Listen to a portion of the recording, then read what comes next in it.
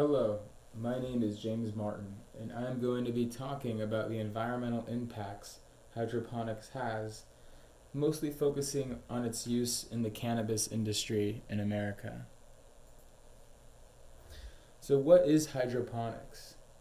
Hydroponics is a type of horticulture and a subset of hydroculture, which involves growing plants, usually crops, without soil by using mineral nutrient solutions in an aqueous solvent. Terrestrial or aquatic plants may grow with their roots exposed to the nutritious liquid, or in addition, the roots may be physically supported by an inert medium such as perlite, gravel, or other substrates. Despite inert media, roots can cause changes in the rhizosphere pH, and root exudates can affect rhizosphere biology and physiological balance of the nutrient solution by secondary metabolites.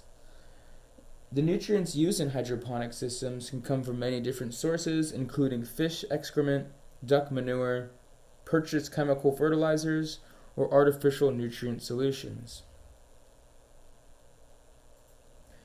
Hydroponics in the cannabis cultivation industry.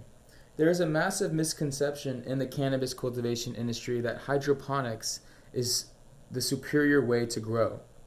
This has occurred from massive bottled nutrient companies advertising a way that depicts this. In reality, this could not be more from the case. It just takes more knowledge to use soil growing at its maximum potential. As well as we will see in future slides, there are many downsides to using hydroponics. Lack of legislation making the technique risky if things change, costly, not as sustainable as soil, and it can have extreme negative impacts on the environment.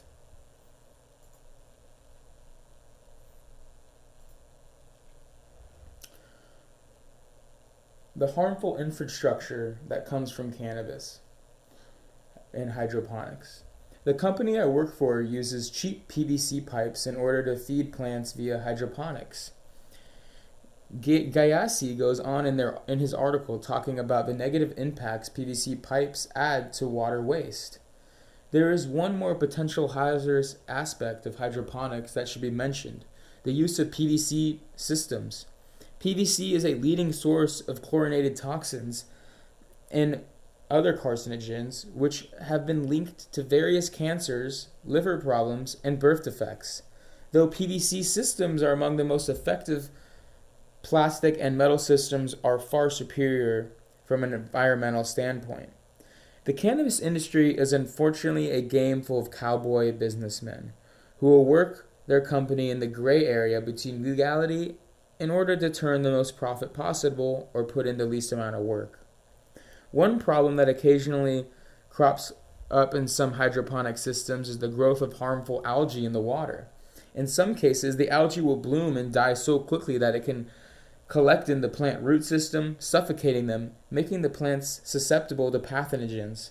There are more reasons to dislike hydroponics than carcinogens in our runoff water. It has been suggested that crops and plants grown hydroponically will likely be more expensive than traditionally grown counterparts. This is largely because of the wide variety of equipment and refined materials needed to maintain hydroponics. Kellenberg continues in her article stating, plants grown in soil rather than hydroponic systems have no exposure to several soil-based bacteria that coat the roots of the plants. Plants grown in soil often develop immune factors to protect them from varying types of bacteria, which are consequently based onto individuals who eat the plant or smoke it. Over time, eating plants, fruits, or vegetables that have been grown in soil may give you a stronger immune system. Or if you're eating things that have harmful impacts on you, it could negatively affect your immune system. Harmful runoff waste. Cannabis is a booming industry in the United States today. With that, there seems to be a lot of environmental dilemmas that come from growing cannabis. Jody Helmer goes on about the negative impacts cultivating cannabis can have in her article, The Environmental Downside of Cannabis Cultivation, stating, in California, The water-hungry crop is often grown in remote forested watersheds and requires almost 22 liters of water per plant a day during the growing season, which adds up to 3 billion liters per square kilometer of greenhouse plants between June and October. According to some research, during the low flow period, irrigation demands for cultivation can exceed the amount of water flowing in a river, leaving the water to sustain aquatic life. Some of the biggest environmental offenders are cultivators operating permitted farms on public land. These trespass growers are often in national forests or on tribal lands where the water is diverted from streams in order to irrigate the plants. Back in 2018, there were estimated 14,000 trespass growers on federal and private lands in Humboldt County, California alone. It seems a main environment impact, at least in Humboldt County, California, comes from illegal growers. These growers take from natural streams and rivers and actually deplete so much water it leaves little left for the aquatic life. Helmer goes on in her article talking about other negative effects marijuana cultivation has on the environment. The cultivation sites also interfere with the restoration of distressed habitats. Local environmental groups complain that the growers overwhelm their conservation efforts and in some cases disrupted ongoing restorations or made the work more dangerous. According to 2018, a study published in Humboldt County stated that the growers drain in polluted streams, degrading watersheds, and killed wildlife. Trespass growers, which use massive quantities of toxic chemicals to keep rodents from chewing on irrigation lines, have been linked to deaths of fish, birds, and other mammals. One study found that 79% of dead fish and small carnivorous mammals collected in California between 2006 and 2011 had been exposed to pesticides, which were then later linked to these illegal trespass growers in Humboldt County. The rate continues to increase, according to Gabrielle. Mule deer, gray foxes, coyotes, northern spotted owls, and ravens have also been victims of poisoning linked to cannabis cultivation. The impact on the environment is inexcusable and could really negatively affect the ozone layer from all these different chemicals and amount of VOC being outputted through these plants being grown in such massive quantities. It can negatively affect the surrounding area and has no positive impact on the environment. The only way we'll know what has happened from here is years down the line after we're able to investigate and look into it.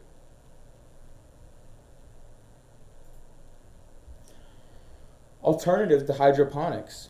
There are various alternatives to hydroponics. Many people use a hybrid mix of soil and substrate to create some biolife in the soil while still using hydroponics. Mineral salts is another example, but doesn't have very good impacts on the environment either. Soil, on the other hand, is the most optimal way to grow cannabis due to its cost efficiency, sustainability, and low impact on the environment.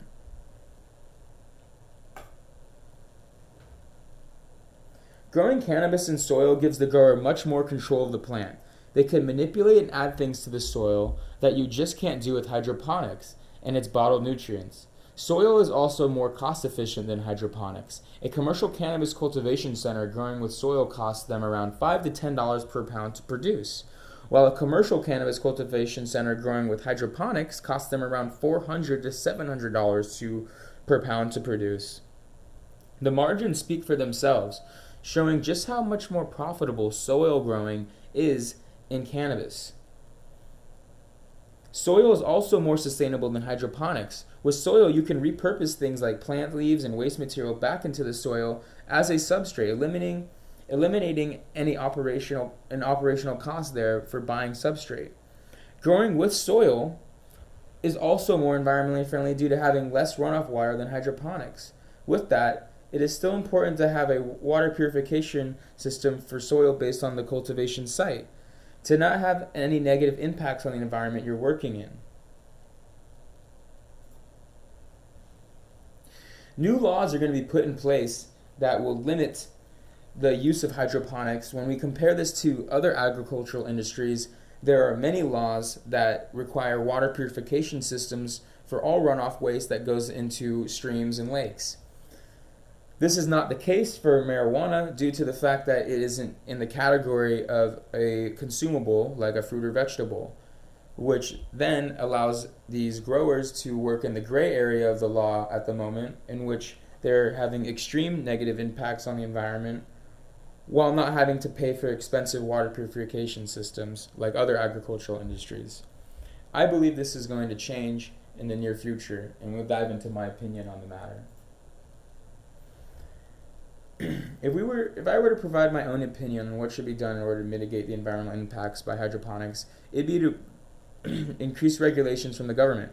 Although regulations from the government are very much out of my hands, there are definitely things at the moment people can do in order to create new laws or legislations and see and explain to the government exactly the negative impacts that the hydroponics is having on the environment. In doing this, I believe it would create motivation not only in the public's eyes, but also in the legislators to create new laws that limit the use of hydroponics in cannabis in a way that negatively impacts the environment. Here are my references. Thank you for your time with this consultation. If you have any questions on the harmful impacts hydroponics has on the environment, please feel free to reach out to me.